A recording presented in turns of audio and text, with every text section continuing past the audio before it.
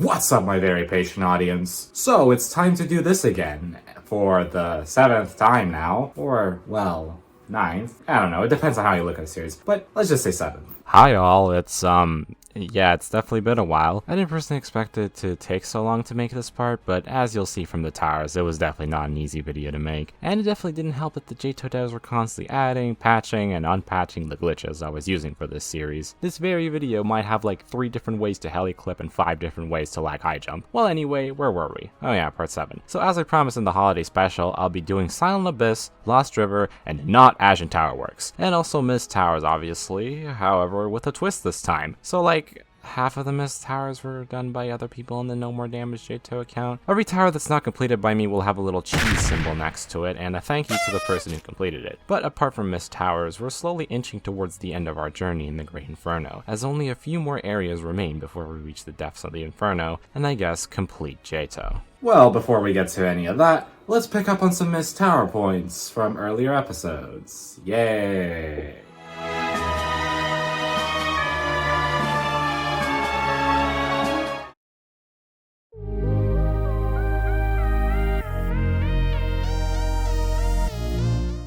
Mist Towers, the section of the video that completely destroys any continuity this series is supposed to have, where it's a chaotic mixture of all the areas in the game. This time though, that mixture doesn't include Forgotten Ridge, finally. The first tower of many in this section is actually a citadel of uneasiness. Okay, this one's gonna be a little awkward to explain. Okay, so essentially there's a lot of skipping in this citadel. At floor 4, you'll have to heli-clip through the wall to avoid a 𝗘𝘅𝗁𝗀𝗀𝗃 part. Then the impossible section, floor 5. You'll want to do this super secret damageless technique that's never been done before and never will be done ever again. You want to equip T-pose and then pretend like you're jumping on the spinner. This tricks the 𝗘𝘅𝗁𝗀𝗃s into thinking that they've already damaged you, when they actually haven't. Or something like that, I don't know. Then drop back down to floor 3 and progress to this part of floor 5. Heli-clip through the frame and then do a freeze, bounce, lag, high jump up to the dropper. Now you may be wondering, what the hell is that? Well, strap in, you'll be learning a lot of new glitches in this episode. To perform a freeze bounce, you have to jump from a high place and then freeze your Roblox client when you're about 50 studs from the ground.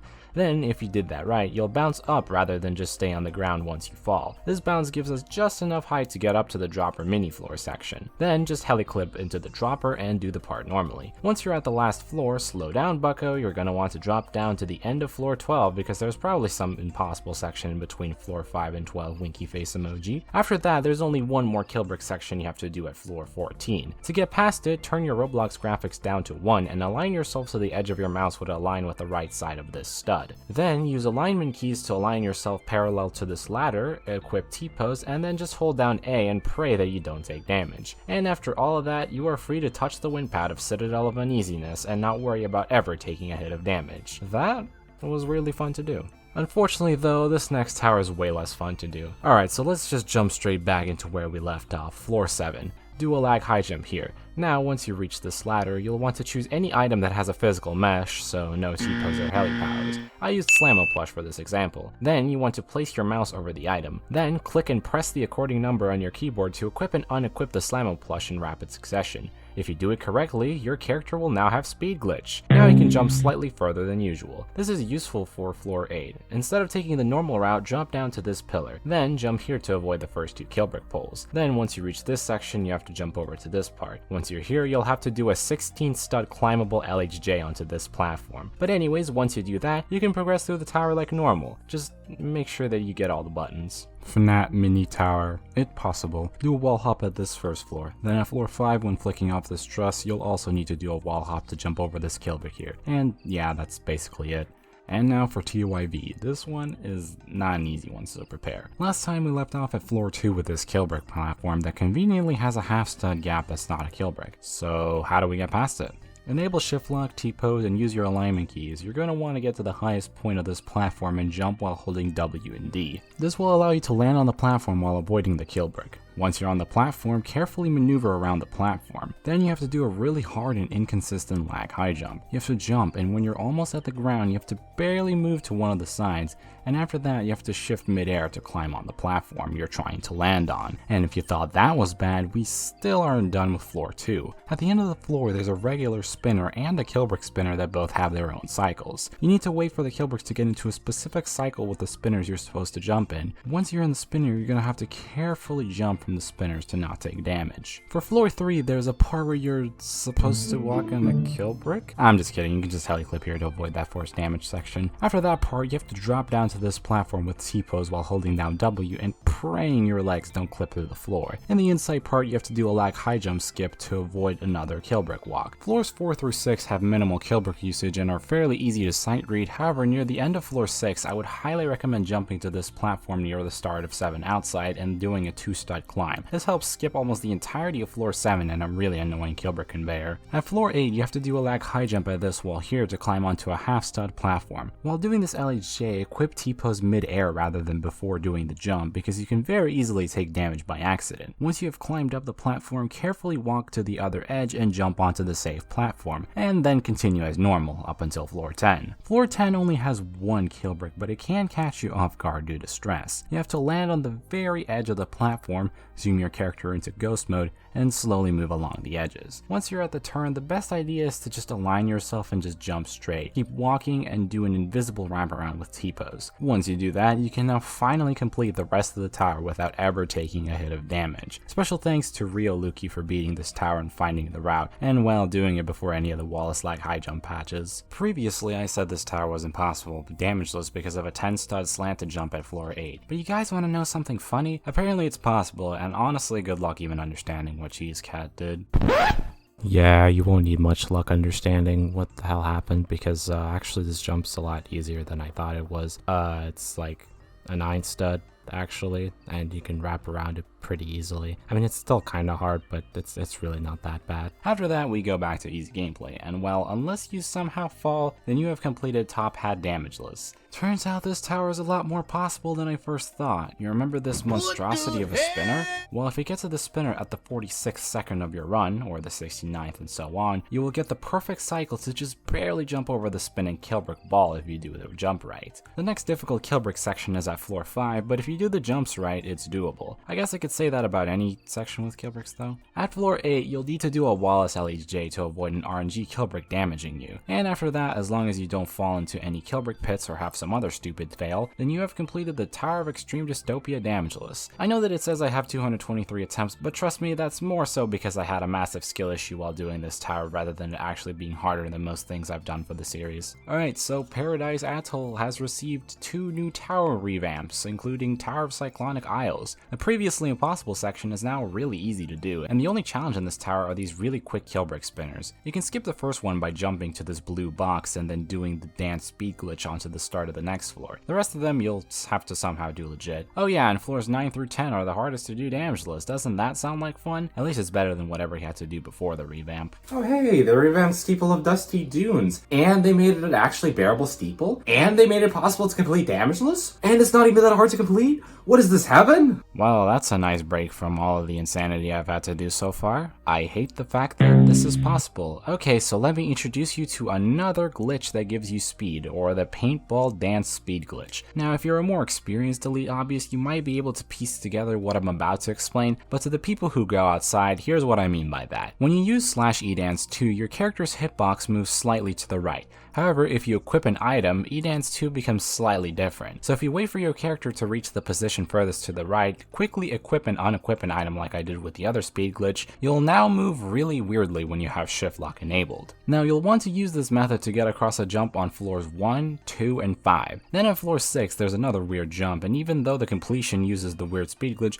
I'd recommend instead using the 𝗘𝘅𝗁𝗀𝗀 climb method thingy since it's harder to take damage. Alright, and now for the actually impossible part. So, you guys remember Arcane area? Yep, we're going to the lobby again. Before doing the moving platform, you can dance clip outside the tower and then head your way to this tree close to Togla, climb up the tree, and then make your way to Tosa. Heli-clip inside the frame, walk to the spawn of 𝗃𝘅 to remove the darkness effect from 𝗬𝗃, then go to the lobby without the darkness, then back to 𝗃𝘅. Once you're in 𝗃𝘅 without the darkness and speed, you have to do some gameplays so that you'd have a bit of height. Then jump towards the middle, turn on normal LDM, and once you're above the wind pad somewhat, turn off LDM. Now you will be in the slide that leads to the wind pad. Walk up the slide until you reach floor 10, then make your way over to this wraparound, lag high jump on it, and jump to the frame. Then walk to the corner closest to 𝗬𝗃, activate the paintball dance speed glitch, jump off towards 𝗬𝗃, and hope that you jumped far enough to reach the teleporter that teleports you to floor 6 outside. Now if you did all that, you will now have the speed boost from the lobby while inside of Tower of Buttons. Continue the tower with the speed boost, and if you thought that your journey was done here, no, you're not. Floor 7 has these stupid kill break jump things at the very end. You'll have to barely land the first one, then lag high jump up to the second one, and if your lag high jump is even a bit off, you will take damage, and then you'll have to pick your poison, either through the lag high jump one more time, or the funny paintball dance speed glitch to the wind pad. Either way, luck will have to be on your side. And then, and only then, will you finally complete the Tower of Buttons without taking damage. Honestly, I hope you now understand why this part took so long, when towers like this aren't even the hardest out of the missed towers. Cette tour est possible sans damage. Okay, so it turns out this tower is possible, and it's actually not that hard to complete. If you thought we were done with abusing the lobby giving us a speed boost, then you're terribly mistaken. Once you get to floor 6, clip out of the tower and then walk back to spawn. You will then receive a speed boost. Now you want to go back to 𝗃𝘅 and do the rest of the tower with a speed boost. The formerly impossible section becomes extremely easy with this speed boost, and so does every other Killbrick section, making 𝗃𝘅 possible without taking damage. And here I was trying to show off my below average French skills, all for it to not matter in the end. Yeah, I said it's possible in part 6, so it's about time I explain how. At floor 3, you'll need to perform 2 wall-less lag high jumps in order to avoid force damage parts, and then for the part at floor 10. Basically, you want to do some gameplay until you reach this part. You can then jump onto the frame and walk around it to get to the wind pad. Unfortunately though, the jump to the wind pad is an absolute nightmare to do. You can either set up a speed glitch or do a wall-less lag high jump like I'm doing in the video. But yeah, this tower isn't too difficult, you just need to get a little lucky. Listen guys, I don't even know how the hell this glitch works, so I'm not even going to bother explaining it. Before you enter the tower, go to this tree, get your head stuck under the pot, wiggle around a little, and then if you do that right, you'll lose your head collision. Why is that important? Because for some reason, if you don't have your head collision, you can go through walls if you jump and freeze your Roblox client at the right time. So do whatever the hell that is at this wall, and try not to take damage in any of the color challenges. You know, I think it would have been a lot more satisfying for the steeple to be impossible, but hey, I guess all of Arcane area is possible too now. That was, a lot to take in. But, hey, maybe missed towers for part 8 will be short next time. Well, anyways, it's time to talk about the 2 subrealms. Starting with Lost River.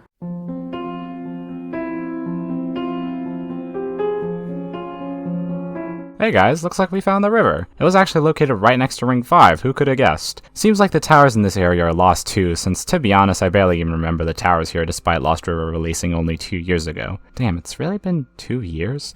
Anyway, first tower please. Oh gosh. Yeah, I have a huge personal vendetta against this tower. This tower took me about a year to complete without taking damage, well obviously with huge breaks in between, but man, I have never ever hated an EToH tower as much as this one. Despite the fact that this tower took me a long time to complete, it doesn't require any non-conventional methods, so here are some general tips to help make this a more tolerable experience. At floor 5, wobble the platform first and then wait for the Killbrick ball to move to a better position rather than rushing it. For this part at the basement floor, just wait for the Killbrick closest to pass and then at an angle hold down D with T-pose. You can also use the normal, big, unanchored spheres to push the Killbrick ones out of the way so the green sphere can go inside the hole. I had to word that one carefully to avoid clip farming. For this section of floor 8, align yourself on the same stud as this slightly visible part and walk across with T-pose. At floor 9, align yourself on the second stud and then jump without T-pose and only holding down W. Oh yeah, and here you can just walk along the wall very carefully to avoid any accidental damage. And then floor 10. To do this spinner, you have to use a pretty similar strategy to the one used in the basement floor. Essentially, walk in an angle, but also hold down W and no T-pose this time. For the last outside, you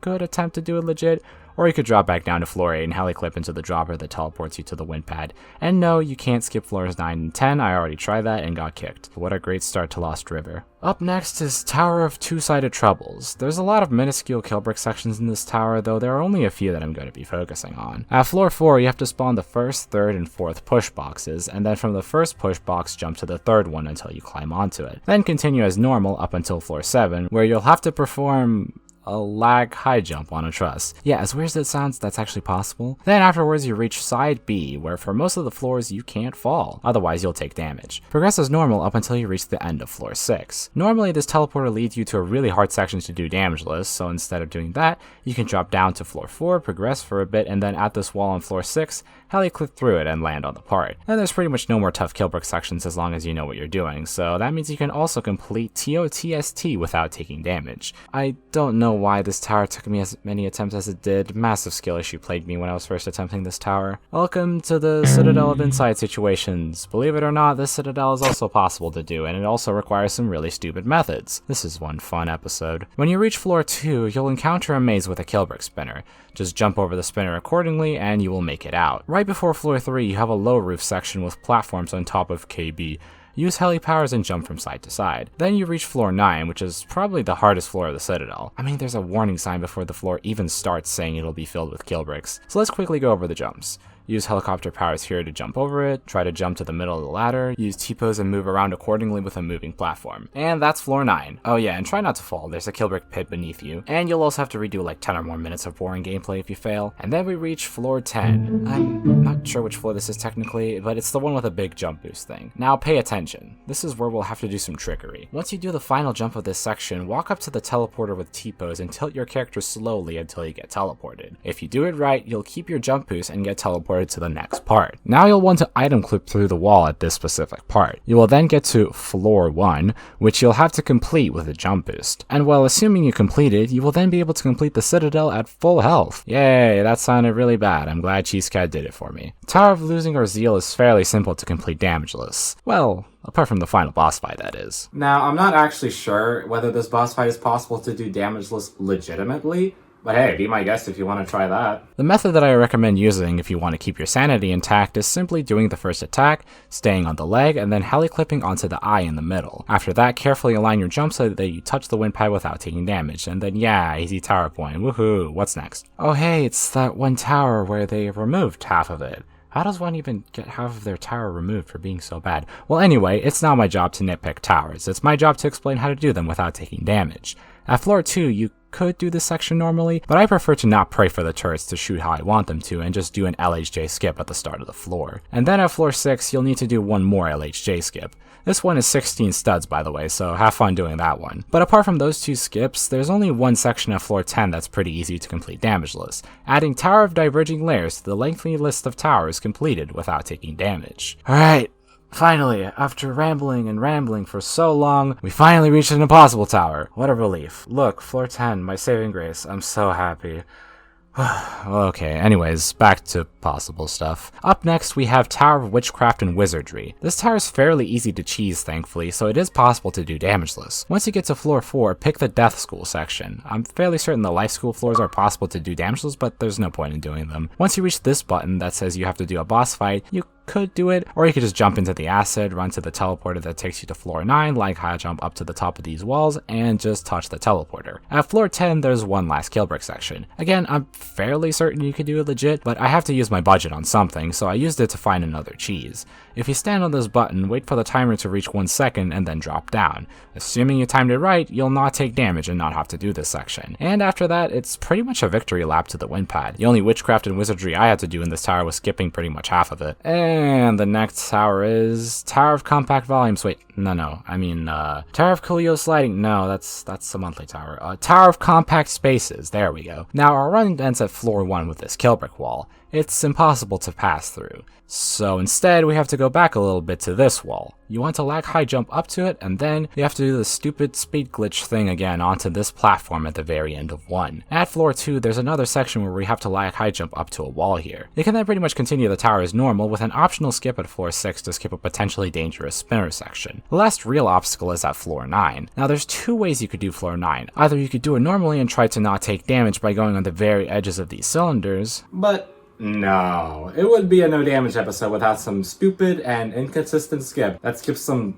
slightly hard kill brick section. or you could just do a 15 stud lag high jump on this wall here after the swinging platforms. And yes, it is possible. I've had to do this multiple times before. Why, you may ask? Listen, we don't need to know the why, okay? And yeah, that's it. Woohoo, that was terrible. In contrast, Tower of Triple Jeopardy barely has any kill bricks and was fairly easy to do. I guess there's one section at floor 3, but other than that, it's a free positive energy thing. Can we please just call them tower points? This one's interesting. Alright guys, let's just say it's impossible for my own and everyone else's sanity. See guys, look at this floor 8 kill brick spinner. There's no way you can pass that. Now let's just forget this tower ever existed and move on. And well, last but surprisingly not least, EToH. This tower barely contains kill bricks and there's really only a few sections you need to look out for. At floor 4, instead of jumping on this kill brick, you can simply just jump to the stick part and still make the jump. At floor 5, you have to wrap around this kill brick with T-pose instead of just jumping forward like usual. And that's about it really in terms of kill bricks. The rest of the difficulty of this tower comes from the actual difficulty of the tower. But hey, it's nice to knock down another soul-crushing tower without taking damage. Well hey guys, we found out what towers are possible in the river. 9 out of 11, well that's an interesting number. Towers are possible without ever touching a kill brick. Despite this though, we're not quite done with Lost River. Now we have to go to this subrealm, also known as Silent Abyss.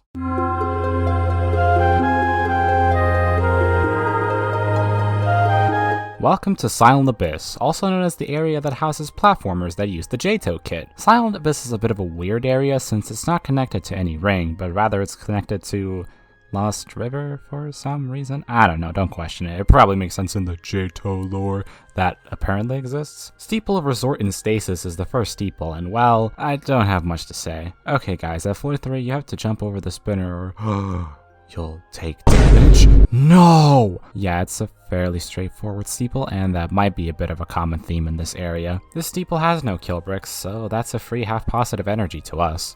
What the hell is half a positive energy? Like, is that just neutral energy? What the hell is it called positive energy? EToH is next, and it's a tricky one. At floor 5, there's a completely RNG section with these kill brick boxes, but it's not too bad, since the odds of a kill brick box flying at you out of nowhere and bonking you while next to the button is fairly low judging from my runs on the tower. Then at floor 8, as long as you stay in the middle of this morpher, you won't take damage. And at floor 9, there's one last kill brick section that's annoyingly enough the hardest part. These kill bricks aren't hard to dodge, but you do have to pay close attention to where you are. And after that, there's basically no more damaging parts, making Tower of Artificial Intelligence possible damageless. Or, sorry, I meant Tower of...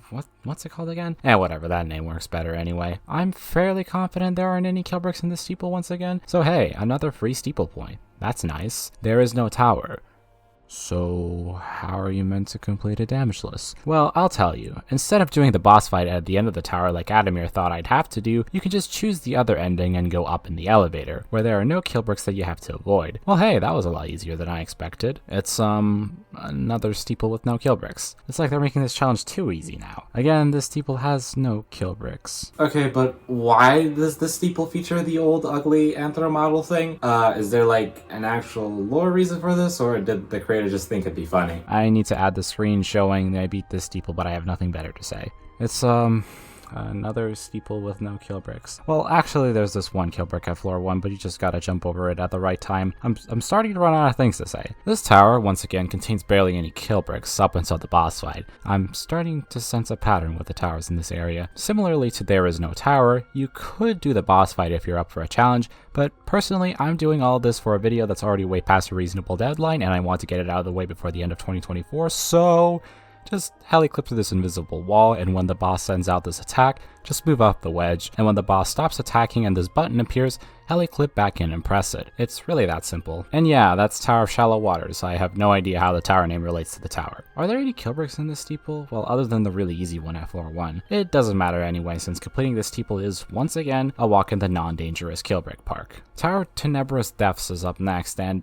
it's an interesting one. Most of this tower is fairly boring to do damageless, but the main highlight is the boss fight at the end. This boss fight looks really complicated, but it's actually not, so let me break it down for you. Section 1 is fairly straightforward. For Section 2, I'd recommend staying in one spot and moving around a tiny bit to dodge the turrets, rather than following them. Section 3 is also fairly straightforward, just don't touch the lasers and you'll be good. For Section 4, you have to pick one of these black holes and wait for the sun to pop out. If you notice that the sun doesn't pop up in your hole within 4 cycles, then move to the side by 1 hole. Then just get as many attacks on the sun at once as possible while dodging the turrets. And then for Section 5, it's pretty much a combination of all of the previous strategies. You want to firstly attack the first sun, then carefully squeeze through the turrets and attack the second sun. And well, if you manage to complete all that, then you have completed EToH without taking damage. The long description may sound intimidating, but trust me, it's much simpler in game with practice. There are only a few kill bricks that you need to dodge in Steeple of Midnight Acropolis, mostly involving timing. I'll only say that at floor 4 you have to wait for this specific kill brick spinner thing to pass before you can jump, but other than that, it's basically same old same old. And the final steeple of the video, and Silent Abyss, Steeple of Malignant Blight. Once again, barely any kill bricks, you just have to not fall and you'll be good. I guess that's a great way to end Silent Abyss. And that Silent Abyss absolutely destroyed. All 13 of the steeples and towers are possible to complete without ever taking a hit of damage, and honestly this was probably the easiest area to clear with an extremely low attempt count. I guess the no damage series influence has finally caught up, huh? Wait, that's it? I waited over a year for this part to come out, and I don't even get to see Ashen Tower Works? What the hell? Okay, well, yeah, this part did take a while to come out. Honestly, there are so many reasons I could go over to explain why this part took as long as it did, but to be honest, I highly doubt many of you care. I'll make a separate video eventually talking about that and some other things, so be on the lookout for that, assuming I actually make it. As for the release of Part 8, geez, I honestly have no idea yet. The initial plan was to make the part contain Purgatorio, Ashen Tower Works, and the Story Contest subrealm, but I'm not sure when either of the unreleased areas are going to come out, so I think I'll have to refrain from doing that combination of towers. So perhaps I'll go back to the spatial system. I'll have to wait and see how the EToH staff handle updates in the following months, but for now, expect Zone 3, Pit of Misery, and Zone 4 for the next part. I'm not beating Tower of Vacant Hindrances before anybody asks. So yeah, I guess I'll see you guys in 2025, knowing my horrible upload schedule. But anyway, remember everyone, stay in school, don't do drugs, and try to communicate with your audience if you have one. It's probably for the better. I'll see you in the next one.